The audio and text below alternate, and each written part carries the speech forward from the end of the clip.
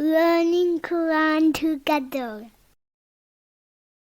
بسم اللہ الحمدللہ والصلاۃ والسلام علی رسول اللہ۔ سورہ آل عمران آیت 31۔ کل آپ کہہ دے ان کنتم تحبون اللہ، اگر تم اللہ تعالیٰ سے محبت کرتے ہو، فاتبعونی تو میری پیروی کرو، یحببکم اللہ، اللہ تعالیٰ تم سے محبت کرے گا۔ اللہ تعالیٰ کی محبت صرف زبانی دعویٰ نہیں ہے، اس کے ساتھ نبی صلی اللہ علیہ وآلہ وسلم کی پیروی ضروری ہے۔ اللہ تعالیٰ کی محبت کے لیے نبی صلی اللہ علیہ وآلہ وسلم کے نقش قدم پر چلنا بہت ضروری ہے۔ جس نے اللہ تعالیٰ کے رسول کی اتباع نہیں کی وہ اللہ سے محبت رکھنے والا نہیں ہے۔ نبی پاک صلی اللہ علیہ وآلہ وسلم کی اطاعت ہر حال میں ہو، قول میں، فعل میں، ظاہر اور باطن میں، عقیدے میں اور تمام اعمال میں بھی۔ جتنی کسی میں اتباع ہوگی اتنا ہی اس میں ایمان اور اللہ کی محبت کا حصہ ہوگا، اور جتنی اتباع میں کمی ہوگی اتنا ہی ایمان اور اللہ کی محبت میں کمی ہوگی۔ اتباع یہ ہے کہ جیسے تم نبی صلی اللہ علیہ وآلہ وسلم کو کرتے ہوئے دیکھو ویسے ہی تم بھی کرنے لگ جاؤ، جس بات کو وہ ناپسند کریں اسے تم بھی ناپسند کرو۔ سیدنا نافع سے روایت ہے کہ ایک آدمی نے حضرت عبداللہ بن عمر رضی اللہ تعالیٰ عنہ کے پاس چھینک ماری اور کہا الحمدللہ والسلام علی رسول اللہ۔ حضرت عبداللہ بن عمر رضی اللہ تعالیٰ عنہ نے فرمایا الحمدللہ والسلام علی رسول اللہ تو میں بھی کہتا ہوں، لیکن نبی پاک صلی اللہ علیہ وآلہ وسلم نے ہمیں یوں سکھایا ہم الحمدللہ علی کلی حال کہیں، لہٰذا جو سنت کا طریقہ ہے وہی اختیار کرو۔ جامع ترمذی 2200۔ یحببکم اللہ، اللہ تعالیٰ تم سے محبت کرے گا۔ نبی پاک صلی اللہ علیہ وآلہ وسلم کی اتباع پر اللہ تعالیٰ کی طرف سے خوشخبری دی گئی ہے کہ اللہ تعالیٰ تم سے محبت کرے گا۔ تمہاری اطاعت اور اپنے دلوں کو پاک کرنے اور تقویٰ کی وجہ سے اللہ تعالیٰ تم سے محبت کرے گا۔ وَيَغْفِرْ لَكُمْ، اور وہ بخش دے گا تمہارے لیے، ذُنُوبَكُمْ، تمہارے گناہوں کو۔ اللہ تعالیٰ تمہارے گناہوں کو ڈھانپ دے گا اور ان پر مواخذہ نہیں کرے گا۔ واللہ، اور اللہ غفور الرحیم، بے حد بخشنے والا، بے حد رحم کرنے والا ہے۔ اللہ تعالیٰ نے گناہوں کی معافی سے اپنی مغفرت اور رحمت کا یقین دلایا ہے۔ اللہ تعالیٰ نے نبی پاک صلی اللہ علیہ وآلہ وسلم کے اتباع کے نتیجے میں اپنی محبت کا یقین دلاتے ہوئے اپنی رحمت کا یقین دلایا ہے۔ کل آپ کہہ دیں اطیعوا اللہ والرسول، اللہ اور اس کے رسول کی اطاعت کرو۔ اس آیت میں اللہ تعالیٰ نے بندوں کو اپنی اور نبی پاک صلی اللہ علیہ وآلہ وسلم کی اطاعت کرنے کا حکم دیا ہے۔ اللہ تعالیٰ اور نبی کی اطاعت میں ایمان اور توحید شامل ہے۔ اللہ تعالیٰ کے منع کیے ہوئے کاموں سے رکنا اور اللہ کی اطاعت اس کی کتاب کے احکامات پر عمل پیرا ہونے سے ہی ممکن ہے۔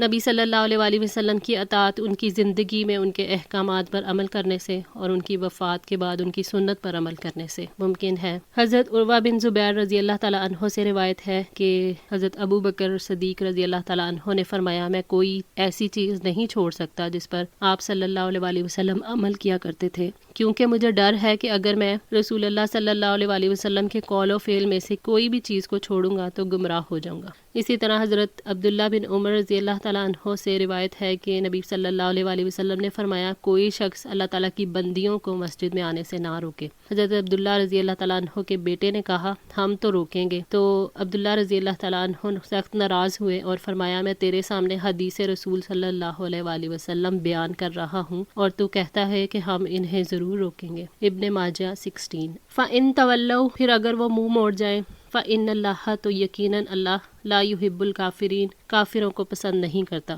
اللہ تعالیٰ نے اپنے اور اپنے رسول کی اطاعت نہ کرنے والوں کے بارے میں یہ حکم دیا ہے کہ اللہ تعالیٰ کافروں کو یقیناً پسند نہیں کرتا۔ اللہ تعالیٰ نے اپنے اور اپنے رسول کی اطاعت نہ کرنے والوں کو کافر یہاں پہ کہا ہے۔ اس آیت میں منکرین حدیث اور اتباع رسول سے رکنے والوں کے لیے وارننگ ہے، کیونکہ دونوں طرح کے لوگوں کے رویے کو اللہ تعالیٰ نے کفر قرار دیا ہے۔ اللہ تعالیٰ نے سورہ محمد کی آیت 33 میں فرمایا یا ایھا الذین آمنوا اطیعوا اللہ و اطیعوا الرسول ولا تبطلوا اعمالکم، اے لوگو جو ایمان لائے ہو اللہ تعالیٰ کی اطاعت کرو اور رسول کی اطاعت کرو اور اپنے اعمال ضائع نہ کرو۔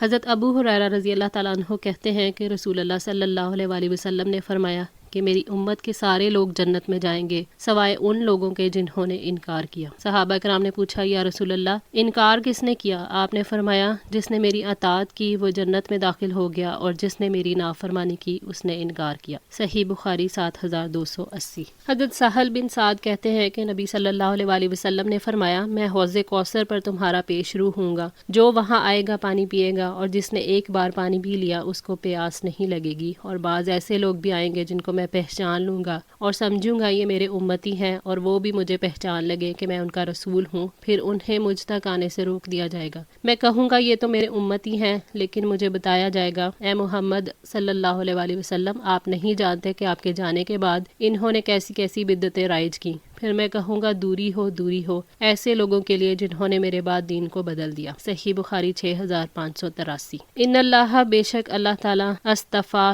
چن لیا آدم و نوحم و آل ابراہیم و آل عمران، آدم کو، نوح کو، ابراہیم کے خاندان کو اور عمران کے خاندان کو، علی العالمین، تمام جہانوں میں سے۔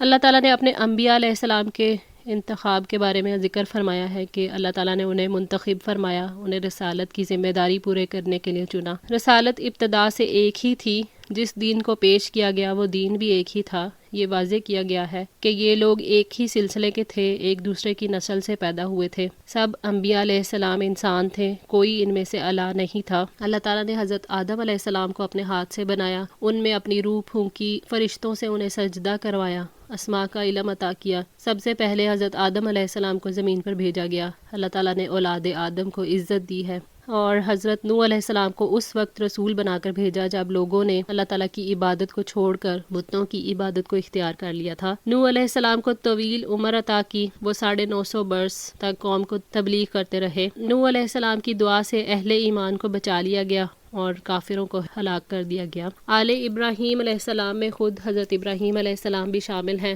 جو خلیل الرحمن تھے۔ آل ابراہیم علیہ السلام میں وہ تمام انبیاء شامل ہیں جو حضرت ابراہیم علیہ السلام کے بعد مبعوث ہوئے، وہ سب آپ ہی کی نسل میں سے تھے۔ آخری نبی صلی اللہ علیہ وآلہ وسلم اور کائنات میں سب سے افضل ہستی محمد رسول اللہ صلی اللہ علیہ وآلہ وسلم بھی انہی کی نسل میں سے تھے اور ان کی دعا کا نتیجہ تھے۔ عمران بنی اسرائیل کے صالحین میں سے تھے، وہ حضرت حنا کے شوہر تھے اور حضرت مریم علیہ السلام کے والد تھے۔ آل عمران کو بلند درجہ حضرت مریم علیہ السلام اور حضرت عیسیٰ علیہ السلام کی وجہ سے عطا کیا گیا۔ ذریتاً، اولاد ہیں، بعضھا، بعض ان کے، من بعد، بعض کی، وہ ایک دوسرے کی اولاد ہیں۔ اس سے مراد یہ ہے کہ انبیاء تخلیق کے لحاظ سے بھی مشابہ تھے اور اخلاق حسنہ کے لحاظ سے بھی۔ اللہ تعالیٰ نے فرمایا وَمِنْ آبَائِهِمْ وَذُرِّيَّاتِهِمْ وَإِخْوَانِهِمْ وَاجْتَبَيْنَاهُمْ وَهَدَيْنَاهُمْ إِلَىٰ صِرَاطٍ مُسْتَقِيمٍ، اور ان کے بعض آباء و اجداد کو اور ان کی بعض اولادوں کو اور ان کے بعض بھائیوں کو بھی، اور انہیں ہم نے چن لیا اور ہم نے انہیں سیدھا راستہ دکھایا۔ سورہ آل انعام آیت 87۔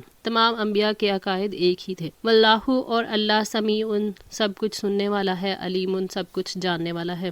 اللہ تعالیٰ نے آدم علیہ السلام، نوح علیہ السلام، آل ابراہیم علیہ السلام اور آل عمران کے انتخاب سے اپنے سمیع اور علیم ہونے کا یقین دلایا ہے۔ یہاں پہ اذ قالت امرأۃ عمران، جب عمران کی بیوی نے کہا، ربی، اے میرے رب، انی نظرت، میں نے نظر مانی ہے، لکا، تیرے لیے، ما فی بطنی، جو میرے پیٹ میں ہے، محررن، آزاد کیا ہوا، فتقبل منی، پس آپ اسے مجھ سے قبول فرمائیں۔ عمران کی عورت سے مراد یہاں پہ حضرت مریم علیہ السلام کی والدہ حنا ہے۔ حضرت مریم علیہ السلام کی والدہ کا دل ایمان کے نور سے بھرپور تھا۔ انہوں نے نظر مانی تھی کہ میرے پیٹ کا بچہ اللہ تعالیٰ کی عبادت کرے گا اور اس کے بیت المقدس کی خدمت کرے گا۔ فتقبل منی، تو آپ پس اسے مجھ سے قبول فرمائیں۔ یہ دعا حضرت مریم علیہ السلام کی والدہ نے تب مانگی تھی جب مریم علیہ السلام ان کے پیٹ میں تھی کہ تو میری دعا سن رہا ہے، میری نیت اور ارادے سے باخبر ہے، مجھ سے قبول فرما لے۔ انکا، بے شک، انت السمیع، تو ہی سب کچھ سننے والا ہے، العلیم، سب کچھ جاننے والا ہے۔ اللہ تعالیٰ نے حضرت مریم علیہ السلام کی والدہ کی نظر سے اپنے سمیع اور علیم ہونے کا یقین دلایا ہے۔ انہوں نے کہا، اے میرے رب، میں نے آپ کے لیے نظر مانی، آپ کی رضا کے لیے، آپ کے گھر کی خدمت کے لیے میں نے اپنا بچہ آزاد کر دیا،